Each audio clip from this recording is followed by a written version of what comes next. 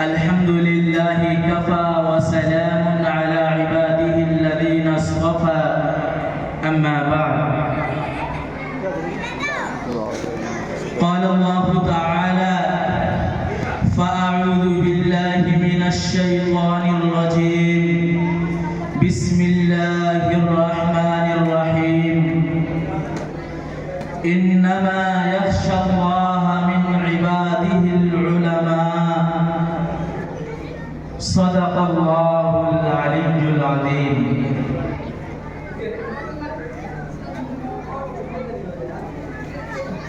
معزز و مکرم سامعین کرام،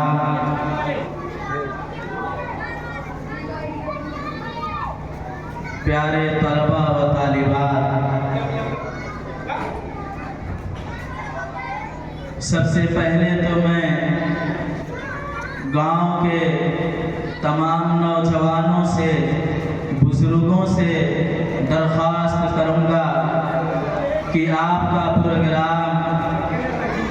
تقریب جشن یوم آزادی کا انعقاد ہو چکا ہے، اس کی شروعات ہو چکی ہے، یہ آپ کا اپنا پروگرام ہے،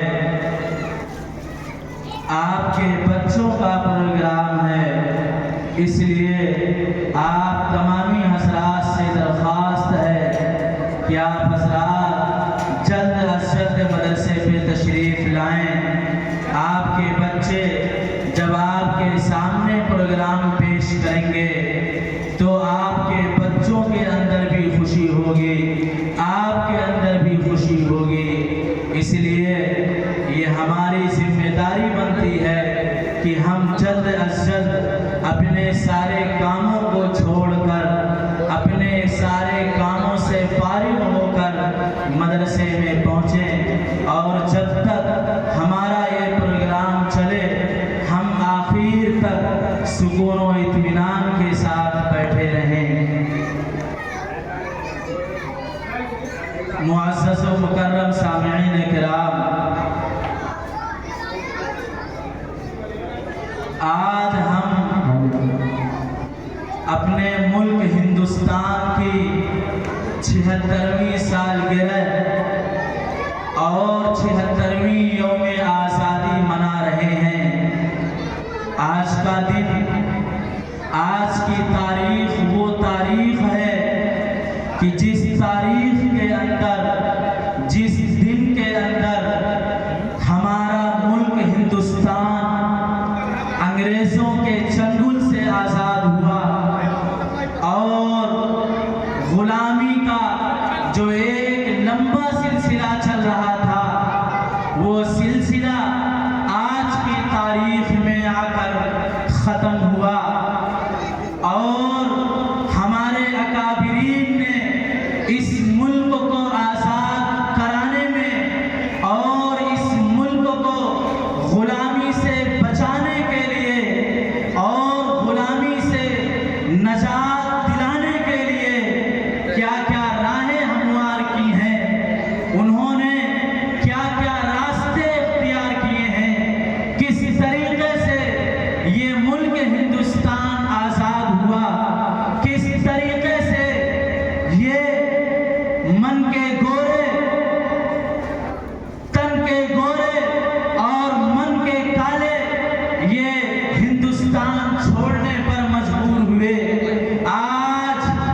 انہی تاریخ کو اور آج انہی ساری چیزوں کو ہمارے بچے آپ کے سامنے منفرد انداز میں، منفرد لب و لہجے میں پیش کریں گے. آپ تمامی حضرات سے درخواست ہے کہ آپ حضرات جلد از جلد تشریف لائیں. شاعر کہتا ہے کہ چشتی نے جس زمین میں پیغام حق سنایا، چشتی نے جس زمین میں پیغام حق سنایا، نانک نے جس چمن میں وحدت کا گیت گایا، تاتاریوں نے جس کو اپنا وطن بنایا، جس نے حجازیوں سے دشت عرب چھڑایا، میرا وطن وہی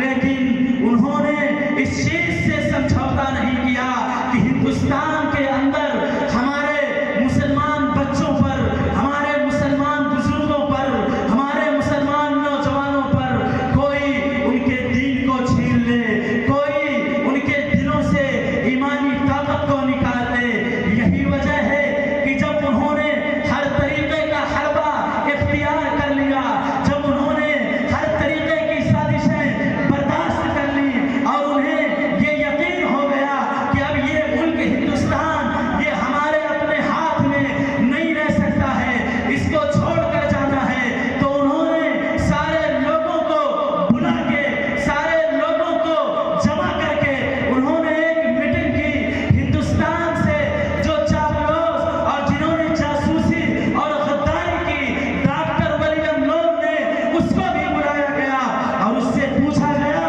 کہ بتاؤ ملک ہندوستان کے اندر ہماری حکومت کیسے قائم رہ سکتی ہے، ملک ہندوستان کے اندر ہماری بقا کیسے محفوظ رہ سکتی ہے۔ اس وقت ڈاکٹر ولیم لون نے جو رپورٹ پیش کی تھی اور اس نے اپنا جو نظریہ پیش کیا تھا وہ بہت سمجھنے کے لائق ہے، اس کو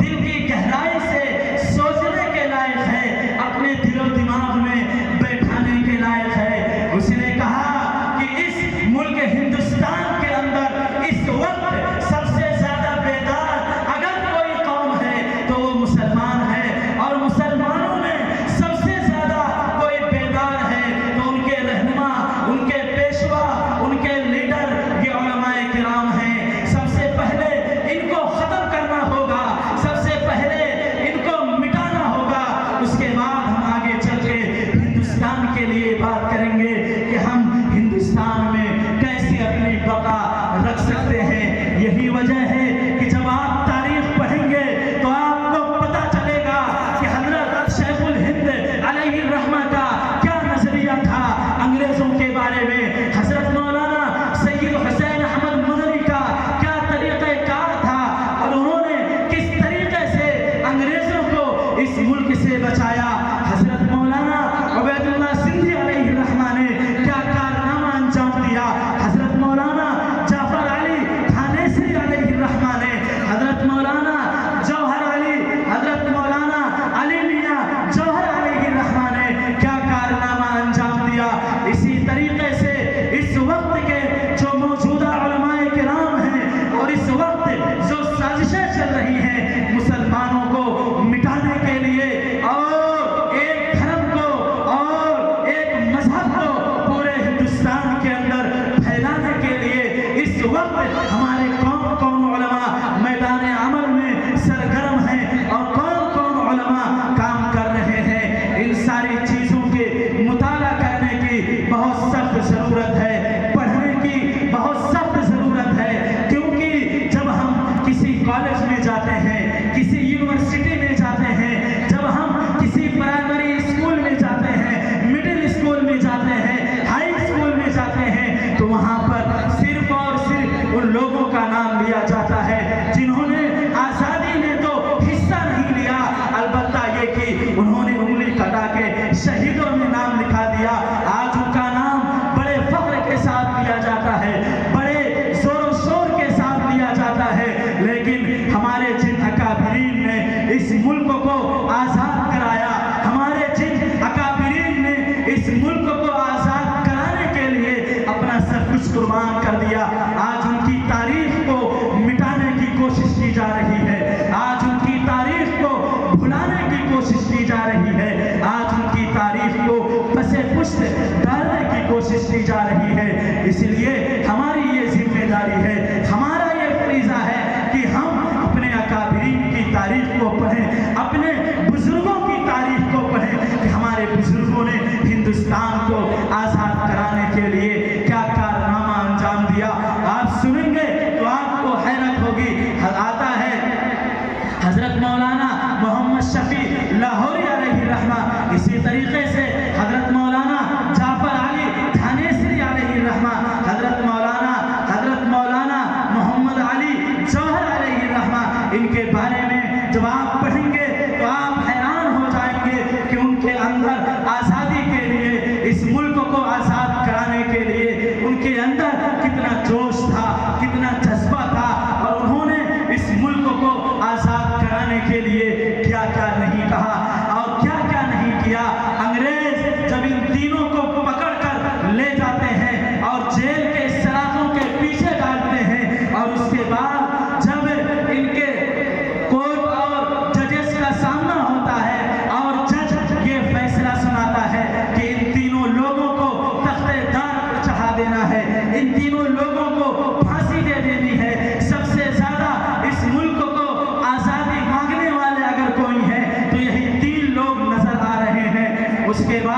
جب انہیں پھانسی کی سزا سنائی گئی، جب جج نے ان کو پھانسی کی سزا سنائی اور کہا کہ کل تمہاری جائیداد کو ضبط کر لیا جائے گا، تمہارے املاک کو ضبط کر لیا جائے گا اور تمہیں پھانسی کے پھندے پر لٹکا دیا جائے گا، اور اس کے بعد تمہاری لاش کو تمہارے وارثین کو بھی نہیں دیا جائے گا، بلکہ اس کو فلاں قبرستان کے اندر ذلت کے ساتھ گاڑ دیا جائے گا۔ آپ کو حیرت ہوگی، آپ تعجب کریں گے، ایسے وقت میں وہ تینوں بزرگ، وہ تینوں علماء کرام مسکرا پڑے۔